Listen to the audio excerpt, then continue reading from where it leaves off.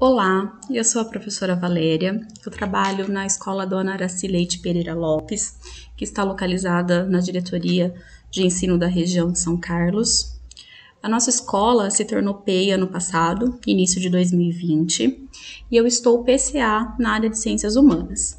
Enquanto professora, eu leciono as disciplinas de História e Geografia.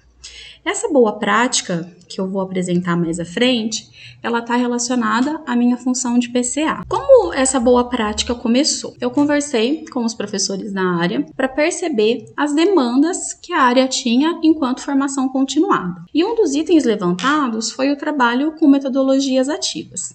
Então, eu fiz o estudo do livro da Lilian Bastick, Metodologias Ativas para uma Educação Inovadora, para entender o que a Lilian propõe como metodologia ativa e formar os meus professores. A partir disso, foi pensado um ciclo de formações em ATPCA, unindo essas metodologias ativas e oficinas mão na massa, para que os professores pudessem vivenciar as práticas e depois replicar com os alunos. Foram apresentadas várias metodologias, dentre elas a metodologia do painel integrado e a instrução por pares, que é o peer-to-peer. Na instrução por pares, eu uni a gamificação através da ferramenta Kahoot. O painel integrado, o meu primeiro contato com ele foi numa formação do Centro de Mídias. Então, eu fui mostrando para os professores que nós podemos trabalhar em conjunto. Para unir o painel integrado, eu trouxe como referência para o grupo o embasamento teórico do Edgar Morin. O Morin, ele criou a teoria da complexidade e da interdisciplinaridade. Então, o que ele defende? Que o conhecimento ele não pode mais ser fragmentado. Então, nós não podemos pensar na nossa disciplina somente, nós, enquanto professores, não podemos mais partir daquele conhecimento fragmentado. A gente tem que ajudar os alunos a fazer essas conexões. Eu fui apresentando para os professores de que forma trabalhar essa interdisciplinaridade defendida pelo Morin. O nosso tema gerador, então, foi o comércio marítimo e dentro do tema gerador, nós escolhemos pequenos subtemas. Os alunos, eles são divididos em grupos e cada grupo vai ficar com um subtema de determinada área. Nós fizemos, então, essa formação, fui exemplificando para os professores e a ideia, como a gente chega no, vamos dizer assim, produto final.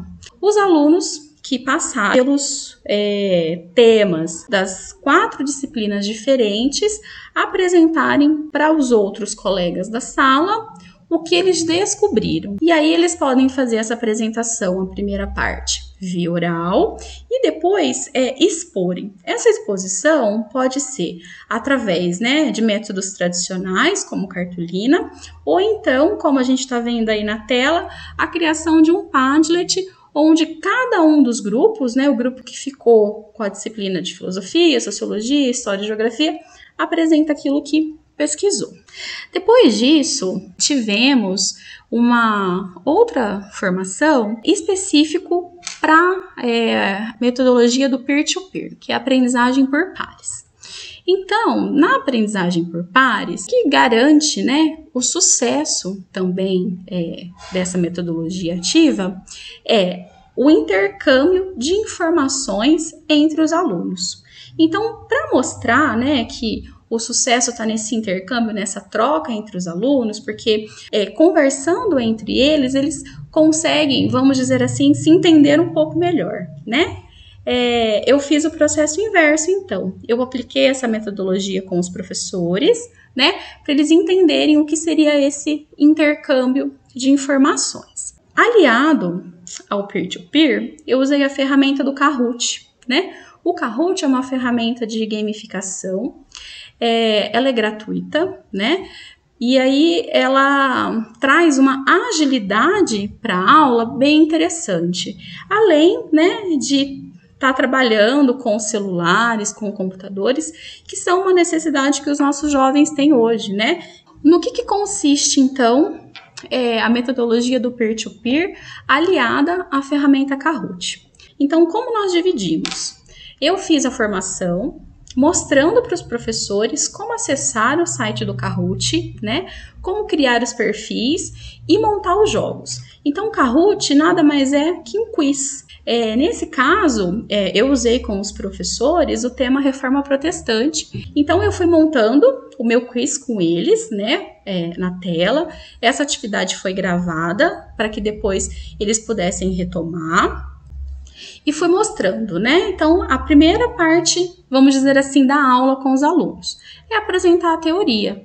Porque quando chega a parte de jogar, de fazer o Kahoot, as perguntas que o professor faz no Kahoot, elas têm que estar relacionadas a conteúdos que os alunos já viram. O Kahoot começa com a exposição do assunto pelo professor, certo? E aí, a todo momento, o professor instigando os alunos a terem curiosidade, fazerem perguntas e já avisar para eles, né? Nós vamos fazer um quiz, a gente vai fazer uma disputa, então vocês precisam estar antenados naquilo que eu estou dizendo. É uma forma também de prender a atenção do aluno na figura do professor. Então, aí na tela nós temos os professores da área que foram jogando. O porquê que eu usei, né, para modelizar o Kahoot? Porque ele, além de ser uma ferramenta gratuita, ele nos mostra relatórios. Então, depois que a gente faz as rodadas de perguntas, o criador do jogo, que nesse caso aí sou eu, recebo os relatórios de quanto tempo os jogadores, que são os alunos, demoraram para responder as perguntas, se essas perguntas são classificadas como fáceis, médias ou difíceis, a porcentagem de alunos dentro da sala que acertou a pergunta. Então, a partir desses relatórios, né, que o criador do jogo faz, ele consegue perceber o impacto da aprendizagem. Ele consegue perceber se ele tem que retomar alguma parte da explicação teórica, ele consegue perceber se ele pode já caminhar, né, passar para outros assuntos dentro do mesmo tema. Então, ele nos dá uma visão da sala muito rápida, né? É imediato, é o toque da tela. Os alunos acabaram de responder, ou no celular, ou no computador, eu já tenho acesso a essas respostas enquanto criadora do jogo. Aí, a gente vê esses relatórios que eu tô falando, né? Então, jogando com os professores, 77%, né, das perguntas eles responderam corretamente. Como era só uma modelização, ele me mostra que esse jogo não tinha nenhuma pergunta difícil. E depois, ao final, ele mostra o pódio. Agora a gente vai ver a professora Nádia replicando essa atividade. Então, a modelização foi feita no ATPCA, os professores aprenderam como montar os seus próprios Kahoots. Uma outra coisa interessante que eu esqueci de comentar é que dentro do site já existem milhares de Kahoots prontos, né? É só você fazer a busca pelo tema.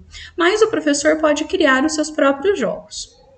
Então, a professora Nádia, na semana seguinte, replicou a aprendizagem que ela teve no ATPCA dentro das turmas. Então, aí a gente tem um print, né, da tela dela jogando com a segunda série do ensino médio. A pergunta tá lá em cima, vocês podem ver, né? Complete a frase.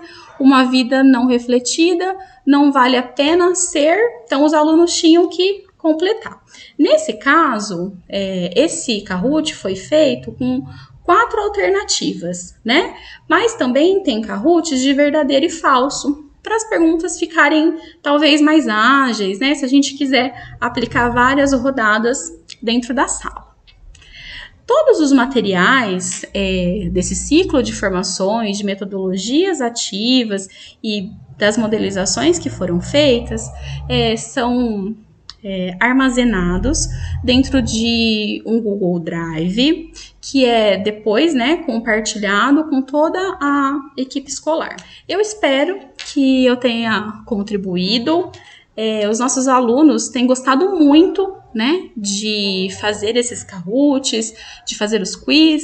Então, é uma forma da gente trazer uma necessidade que eles têm também de estar envolvidos com esses meios tecnológicos à formação continuada dos professores.